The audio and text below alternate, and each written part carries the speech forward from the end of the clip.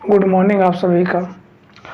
आज से हम क्लास स्टार्ट कर रहे हैं। 9 की क्लास अब चालू हो जाएगी और हर दिन आपको वीडियो मिल जाएगा। उम्मीद करता हूँ ऐसा मिलेगा या नहीं पता नहीं। तो चलिए स्टार्ट करते हैं अलजेब्रा। आज का टॉपिक क्या है? अलजेब्रा। 9 की कक्षा में अलजेब्रा एक बहुत ही महत्वपूर्ण टॉपिक है जिसके बिना आप पूरी 9 कक्षा नहीं कुछ कर सकते। इसके बिना अलजेब्रा अगर छूट गया गलती से तो कुछ भी नहीं कर पाएंगे। You will get less number. इसीलिए अलजेब्रा की क्लास मिस नहीं कीजिएगा। और आइए अलजेब्रा के बारे में पढ़ें।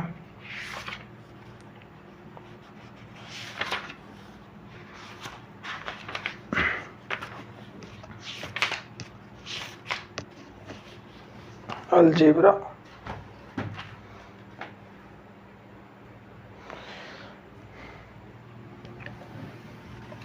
हेडिंग लगा लीजिए अलजेब्रा।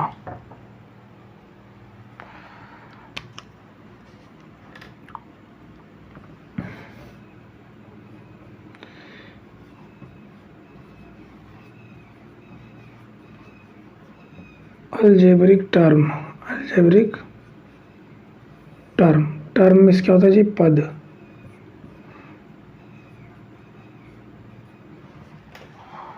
पद अलजेब्रिक टर्म। समझते हैं अलजेब्रिक टर्म क्या होता है। आपने कक्षा 8 में 7 में ऐसे वाले बहुत देखे होंगे, Y square minus 2x etcetera, बहुत सारे देखे होंगे। ये सारे टर्म क्या कहलाते हैं? अलजेब्रिक टर्म कहलाते हैं। और ये दो चीज़ों से मिलके बनते हैं। कैसे बनते हैं जी? कांस्टेंट और वेरिएबल से। कांस्टेंट और वेरिएबल से मिलके बनते हैं। इसमें आप देखेंगे कि एक ABCD है जेड तक, ABCD है जेड तक, देखो है ना, ABC जेड तक। और कांस्टेंट क्या है? 1 2, कोई भी नंबर हो सकता है। जब ये दोनों मिलती हैं तो अलजेब्रिक टर्म बनता है। क्या बनता है? अलजेब्रिक टर्म बनता है। इतनी बातें नोट कीजिए।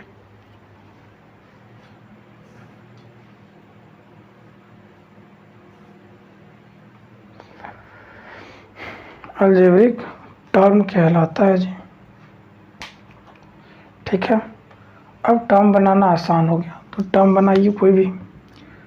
अगर आपके पास दिया हो A, B और C और आपको बोला जाए कि कोई अलजेब्रिक टर्म बनाइए, तो हम बोल सकते हैं A plus B plus C पहला टर्म। इसी से क्या क्या बना सकते हैं? तीनों को गुना कर सकते हैं, ABC कर सकते हैं कि नहीं। दूसरा चीज़ क्या कर सकते हैं? AB प्लस C कर सकते हैं, AC प्लस B कर सकते हैं। जो मेरा मानना है, चाहेंगे तो माइनस भी लगा सकते हैं।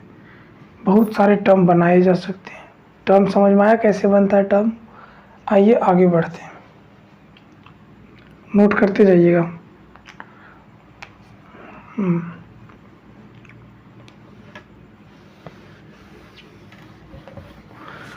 Algebraic term.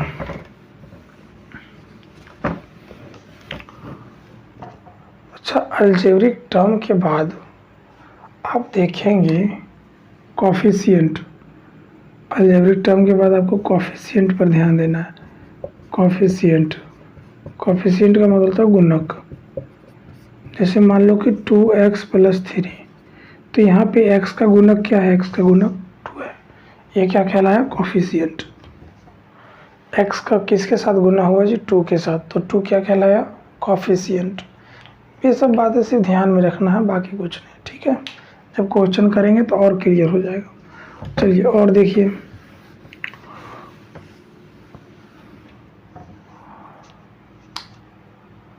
हेडिंग लगा लीजिए degree of the term. Degree of term, Hindi में इसको बोलते हैं पदों का घात। पदों का घात। तो पदों का घात देखेंगे जी क्या होता है। अगर मान लीजिए कि a पर कुछ पावर है x, तो a को क्या बोलते हैं, बेस बोलते हैं, x को क्या बोलते हैं, डिग्री या फिर पावर या फिर एक्सपोनेंट बोलते हैं। और ये x जितनी बार लिखा हो a को उतनी बार गुना करेंगे x बार, ठीक है। तो ऊपर वाले को डिग्री बोलते हैं, ठीक है।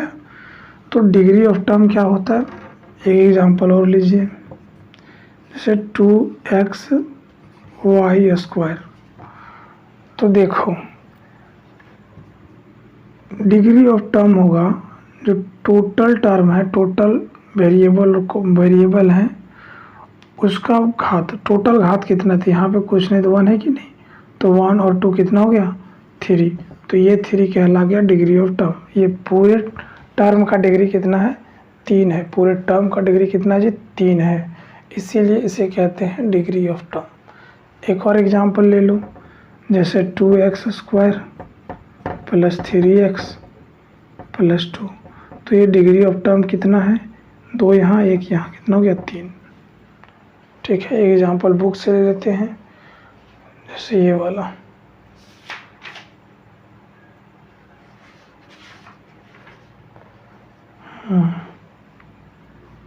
5x square YZ।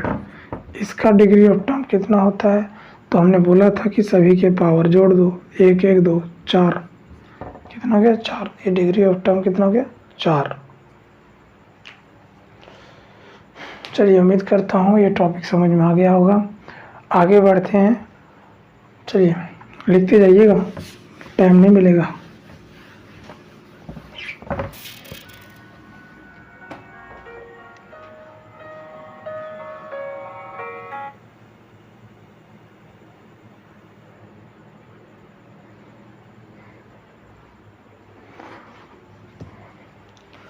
Degree of term पढ़ लिए, अब लाइक टर्म और अनलाइक टर्म समझ जाते हैं भाई।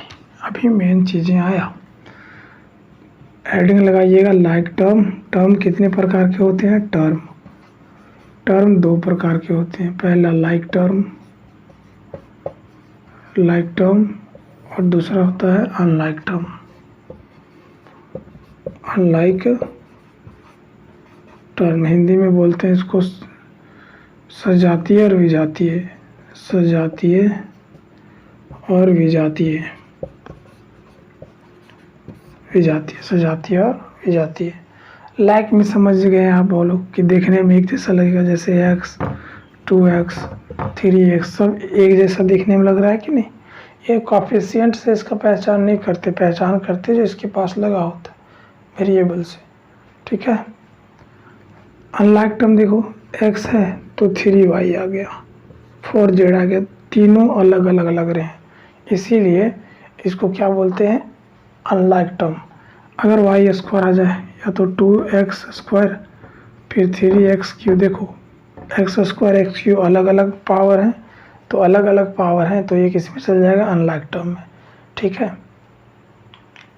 लिखो, फिर बताते हैं आपको कि लाइक टर्म का फ़ायदा क्या है। अच्छा, लाइक टर्म को जोड़ भी सकते हैं, क्या कर सकते हैं, इट कैन बी एड और सब्ट्रैक्टेड, जोड़ सकते हैं और घटा भी सकते हैं लाइक टर्म को। लेकिन अनलाइक टर्म को क्या कर सकते हैं, जोड़ घटा नहीं सकते, अनलाइक टर्म को जोड़ घटा नहीं सकते।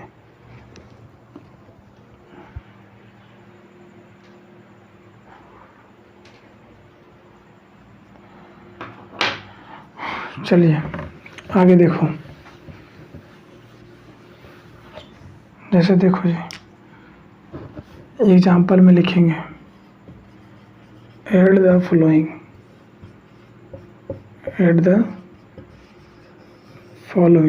ज़्यादा नहीं, 2 क्वेश्चन करेंगे। 2x 3y को जोड़ो, जोड़िए जी 2x और 3y को।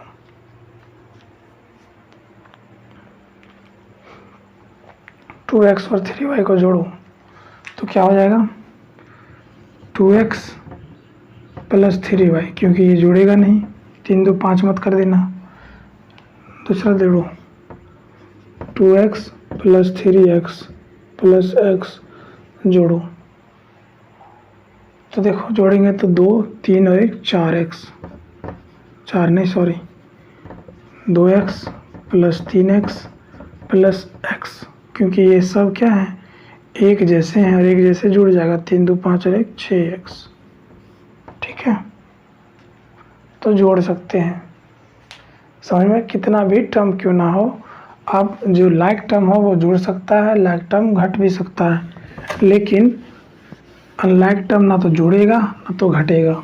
ठीक है, ये सारे जोड़ घटाव गुणा भागा आप सीख चुके हैं पिछली कक्षा में। ठीक है,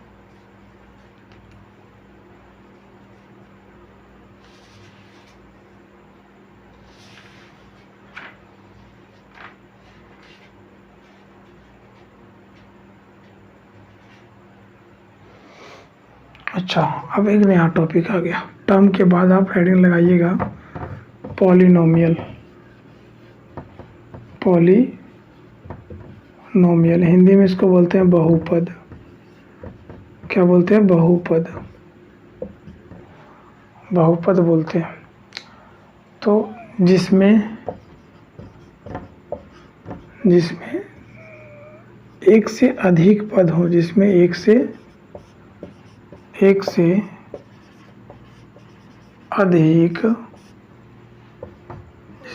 अधिक पद हो उसे बहुपद बोलते हैं। जैसे देखो ये बहुपद नहीं है, लेकिन 2 पद आ गया तो इसमें 2 पद है ना, बहुपद हो गया। समझ में आया कि नहीं? और बहुपद का जो फॉर्मेट होता है वो ऐसे होता है, देखो x पर power n plus a1 x पर पावर 1, ठीक है, प्लस a2 x पर पावर 2 डॉट डॉट डॉट, कुछ भी हो सकता है। ठीक है, मतलब एक तो कम, एक पावर क्या होगा जी? कम होगा, n-1 n-2, इसी तरह से पावर कम होते चल जाएंगे। जो सबसे ज़्यादा पावर होगा उसको पहले रखेंगे। जैसे देखो 2x², ऐसे अगर मान लो ऐसे होगा, एग्जाम्पल ले लेते हैं। अगर 2x प्लस 3x² प्लस 4 है तो सबसे पहले किसको आएगा? जिसका पावर ज़्यादा है, उसके बाद इससे कम होगा वो आएगा, फिर सबसे लास्ट वाला आएगा। तो हमेशा इसको स्टैंडर्ड फॉर्म में लिखते हैं। स्टैंडर्ड फॉर्म में पहले बड़ी घात को क्या करते हैं? आगे करते हैं, उसके बाद उससे छोटा, फिर उससे छोटा वाला टर्म को लिखते चल जाते हैं। लेकिन पॉलिनोमियल क्या होता है जी? पॉलिनोमियल होता है जिसमें से एक से ज़्यादा पद हों। ठीक है, जिस इक्वेशन में एक से ज़्यादा पद हों। अब पॉलिनोमियल के भी टाइप्स हैं, पहले इसको लिखिए फिर बताते हैं।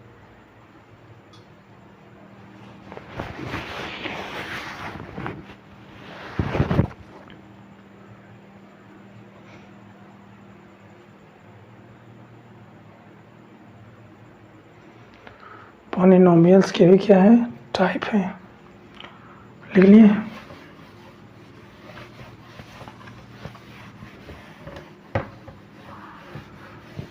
लिखो types of polynomial. Types of polynomial, types of polynomial. ठीक है, बहुपद के प्रकार तो कितने प्रकार जी? पहले मोनोमियल, दूसरा बाइनोमियल, तीसरा ट्रिनोमियल। देखो एक पदी,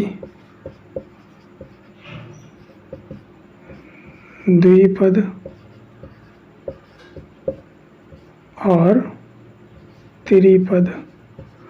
नाम से ही पता चल रहा है कि इसमें सबसे ज़्यादा इक्वेशन का पावर कितना होगा? 1 होगा। 1 होगा एग्जाम्पल के तौर पे, जैसे 2x प्लस 3y, तो यहाँ सब पे पावर 1 1 है। और 2 पद में इसमें एक ही पद होंगे, एक ही पद। ठीक है, 2 पद में क्या होगा जी? 2x प्लस 3y, इसमें कितना पद है? 2 पद। 3 पद में क्या होगा? 2x² plus 3y plus 4z, इसमें 3 अलग अलग पद हैं, इसीलिए त्रिपद कहलाता है। लेकिन पावर के अनुसार देखो, पावर के अनुसार, पावर के अनुसार, पावर के अनुसार देखो जी, जैसे linear, linear polynomial, linear polynomial, ठीक है। दूसरा होता है बाइनोमियल, क्या होता है दूसरा जी? दूसरा होता है क्वाड्रेटिक इक्वेशन। क्वाड्रेटिक, लाइनियर के बाद क्या है? Quadratic, quadratic polynomial.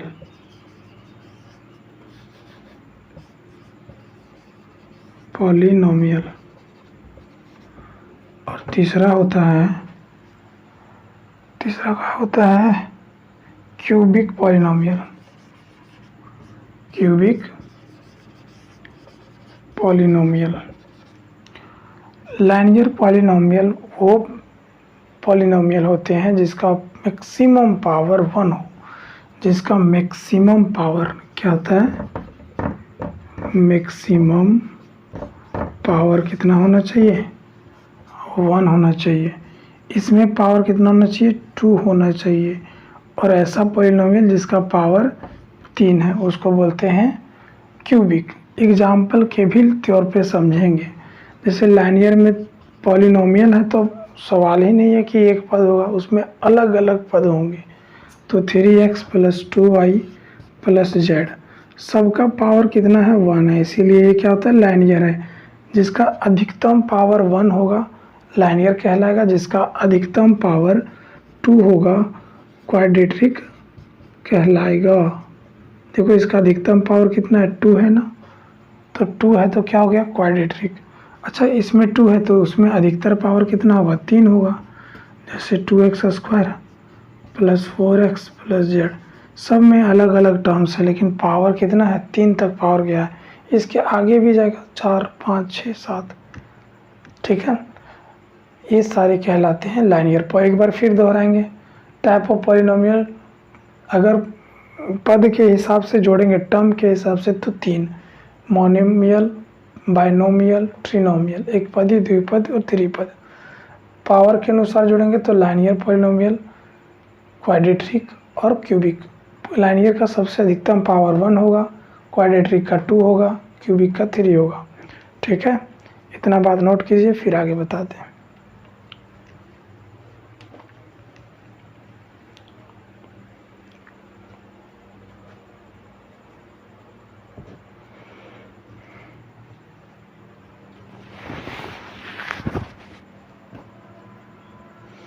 हो गया?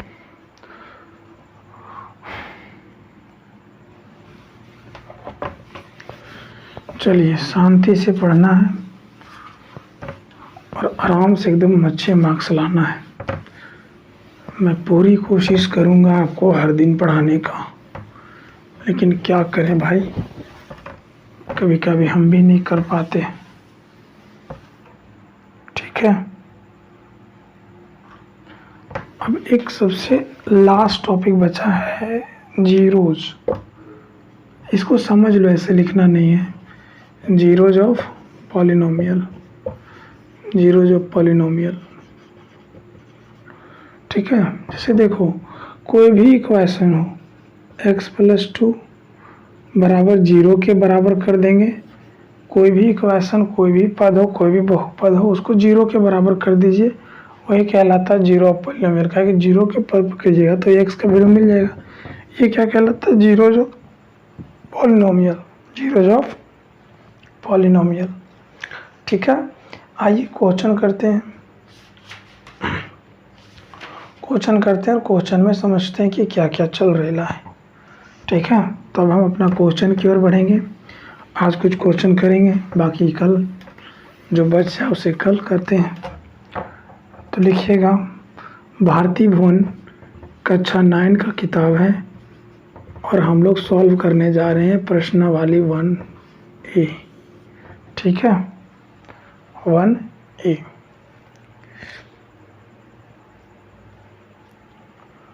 तो लिखिएगा निम्नलिखित में से कौन सा बहुपद है। ठीक है, हिंदी में दिया हुआ है, पूछ लेना। निम्नलिखित में से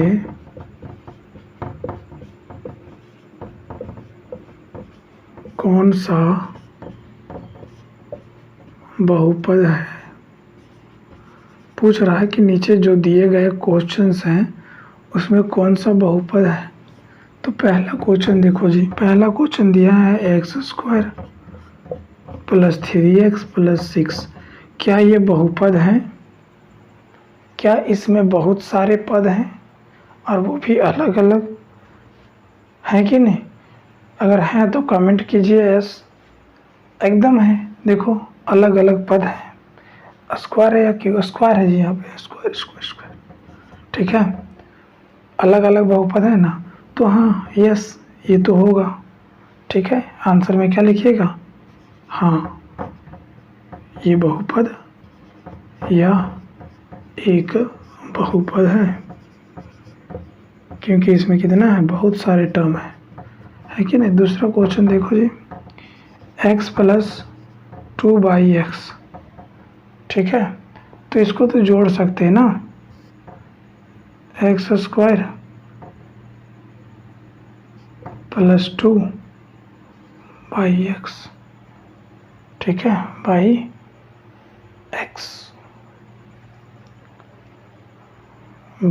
क्या इसमें अलग अलग पद हैं? एकदम अलग पद है। देखो जी, x² क्या है? अलग है। x क्या है? अलग है। ये भी बहुपद होगा।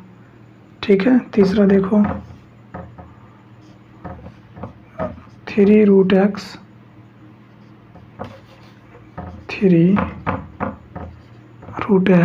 + 2x और -7। क्या इसमें बहुपद है? तो बहुपद है, इसमें पावर 1/2 है ना। इसमें पावर कितना है? 1 है। तो क्या ये अलग अलग पद नहीं है? एकदम है। ठीक है, चौथा भी देख लेंगे।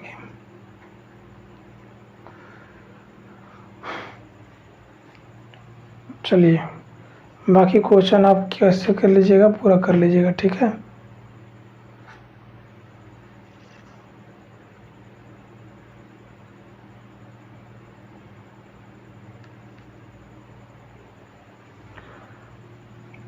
कर लेंगे, पूरा करके आइएगा। आप पे छोड़ दे रहा हूँ। अब देखिए, दूसरा क्वेश्चन बोल रहा है निम्नलिखित कथनों में से सत्य को और असत्य को दर्शाएं। छोड़ दीजिए यार, ये अपने से कर लीजिएगा। अब देखिए तीसरा क्वेश्चन, निम्नलिखित में से x² के कोएफिशिएंट बताना है। तीसरा क्वेश्चन, निम्नलिखित में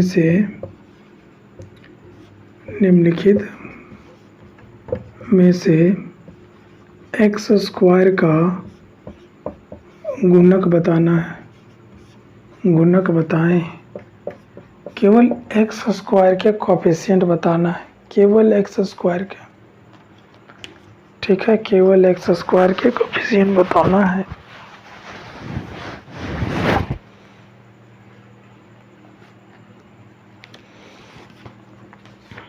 अब देखिए पहला क्वेश्चन, 2 + x + x²। तो केवल इसका कोएफिशिएंट बताना है। यहाँ कुछ नहीं तो 1 गुना हुआ है, तो इसका कोएफिशिएंट क्या होगा? 1। दूसरा आप कमेंट करके बताइए। x³ - x + 5। x³ दिया है जी। हाँ, तो यहाँ तो x² है ही नहीं, तो x² नहीं है तो इसका कोएफिशिएंट क्या होगा? 0। केवल x² का बताना था।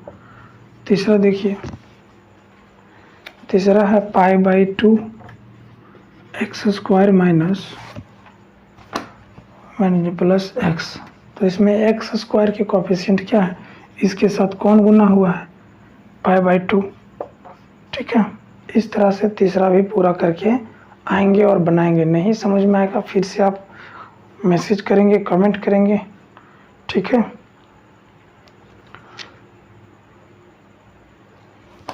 चलिए चौथा देखेंगे निम्नलिखित में से। चौथा क्वेश्चन देखिए, और घर में कोशिश कीजिएगा, ऐसा नहीं कि बोल दिया और नहीं किए। अब एक्स क्यू का गुणांक पूछेगा आपसे चौथा में, तो क्या आप एक्स क्यू का गुणांक नहीं बता पाएंगे कि एक्स क्यू के साथ कौन सा चीज़ें गुना हुआ है? जैसे पहला क्वेश्चन देख लो 1 माइनस वाई क्यू, तो वाई क्यू के साथ गुना क्या हुआ? -1 हुआ है ना। दूसरा देखो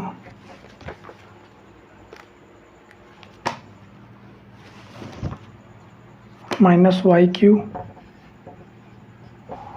प्लस 4y स्क्वायर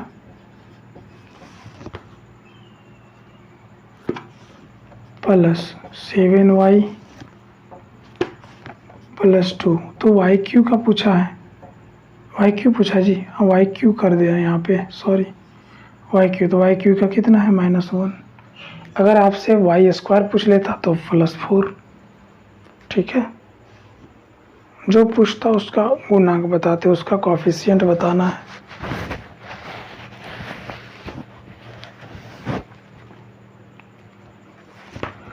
ठीक है, कोफिशिएंट से सवाल आप कर लिए हैं।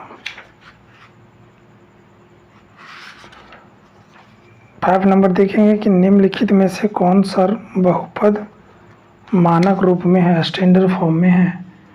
चलिए 5वां क्वेश्चन देखेंगे।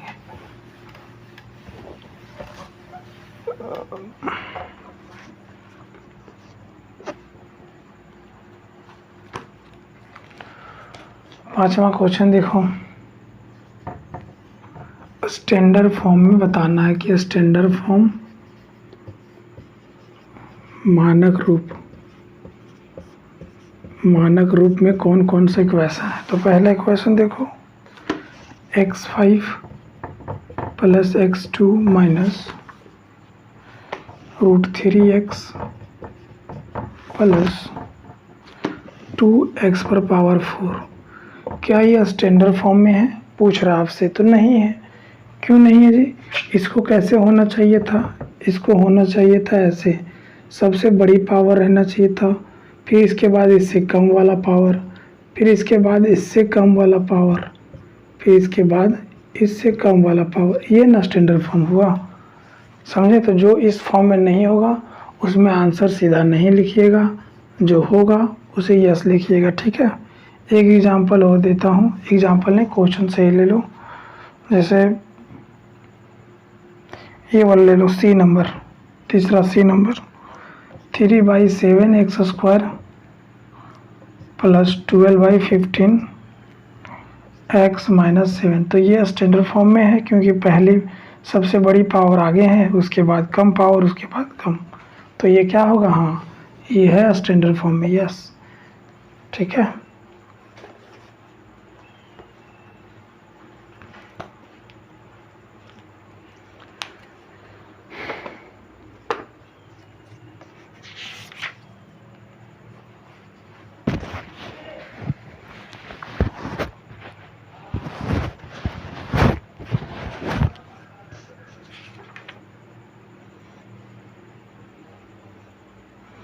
ठीक है। तो 6 वाला भी अब क्या करेंगे? 5 फलन दिए गए उन्हें चर के घात के अवरोही क्रम में लिखिए। अवरोही क्रम में होता है भाई। 6 वाला भी ऐसे ही है। 6 वाला को क्या करना है? अवरोही दिया है, हाँ जी, अवरोही क्रम में दिया है, मतलब घटते क्रम में लिखना है। सबसे पहले बड़े को लिखना है, फिर उससे छोटे, फिर उससे छोटे। तो 6 वाला भी आप बना लेंगे। ठीक है, सेम चीज़ है, जो नहीं दिया उसको लिखना है। तो 6 वाला भी बना लीजिएगा। 7 नंबर देखते हैं। 7 नंबर बोला है निम्नलिखित बहुपदों के घात लिखिए। अब सबके 7 नंबर में क्या करना है? घात लिखना है, घात लिखिए। ठीक है, निम्नलिखित में से सभी का घात लिखिए। तो पहला क्वेश्चन देखेंगे। पहला क्वेश्चन दिया है x पर पावर 5 माइनस x पर पावर 4 प्लस 3। तो इसका क्या लिखना है? घात लिखना है, घात। पावर लिखने इसके, पावर। तो पावर लिखिए और बताइए कमेंट में कितना आंसर होगा इसका।